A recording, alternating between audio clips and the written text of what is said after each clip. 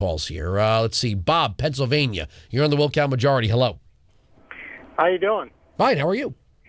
I'm good. I'm just stunned. It's the first time I've ever heard your show, and I'm listening to your comments, and I'm literally at a loss for how to respond to what I view as very harmful commentary. Well, the government should arrest me then and take me off the air.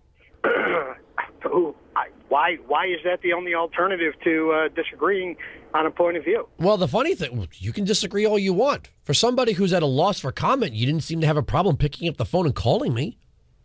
Well, I guess it was because... I'm here with nothing to say. Okay. All right. Fair enough. No, you can stay on the line. What is it that you're hearing that seems hateful and dangerous? What have I said that's hateful and dangerous?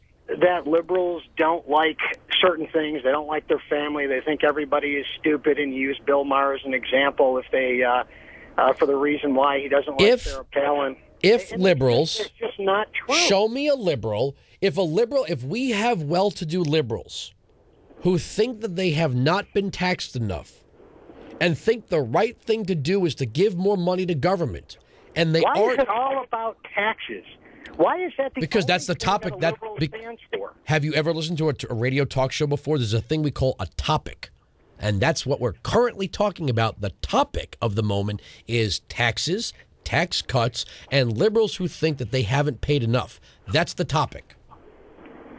Well, okay, so fair enough. That's your topic, but that seems to be the talking point of every Republican and every conservative, and that's where every dialogue begins and ends, is with taxes, as though government has no role to play in society other than defending the borders and delivering the mail. And that's a good start. So you're telling me there's more. Wait, Bob, are there more? Are there more than 18 enumerated? Bob, are there more than 18 enumerated powers afforded to the federal government? Oh, so we're going to talk strict constructionalism, and we're going to get into the Justice Scalia and... No, we're going to talk the rule of law. How on earth does the government decide that it doesn't have to follow the law anymore? Well, you're misinterpreting the Constitution. No, I'm reading it directly.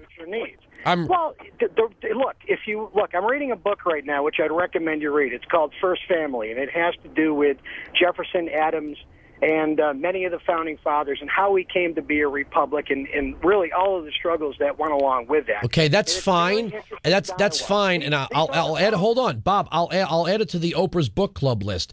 But you tell me where I could find in the Constitution that the federal government has the right to give away somebody's money who's to somebody who's currently unemployed. The government allows for taxation, does it not? Yes, it does, but it also has 18 powers that it could spend that money on, nothing more, nothing less.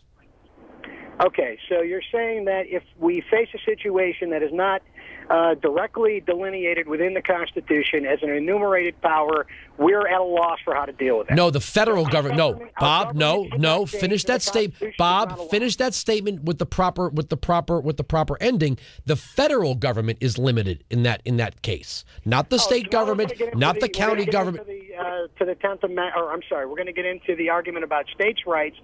And, this is the 10th Amendment still... Wait, Bob, is the 10th Amendment still the law of the land, or is it not? It is, but there's... So, when the federal government violates the law of the land, how is that legal?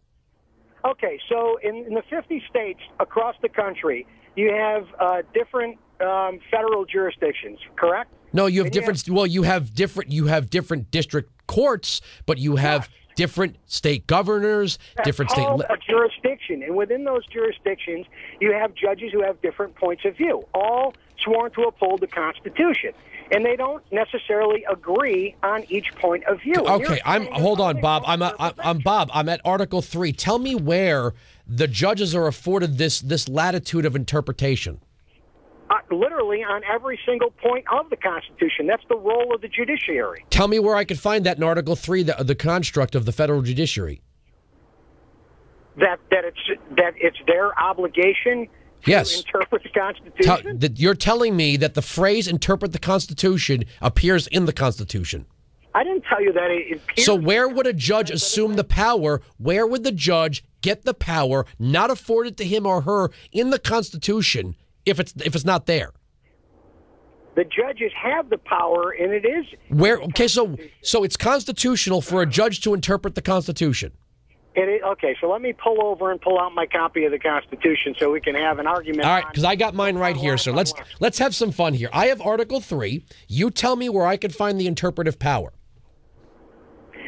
All right, let's set that aside for a moment. No. You just said you were going to pull over and pull out your Constitution, which meant the cards are on the table, sir. I'm calling. The cards are on the table. I'm calling. Tell me where I can find this power in Article 3. This is it. This is the poker game. It's over. Cards are on the table. I call. Tell me. All right, I will. Okay, so how do we interpret then the last 200? Just read the portion of Article 3 or get off my phone. I don't have. All right, goodbye. Thank you. You're wasting my time. 1-866-95-PATRIOT. This is the Wilkow Majority. We're right. They're wrong. That's the end of the story. Sirius XM Patriot.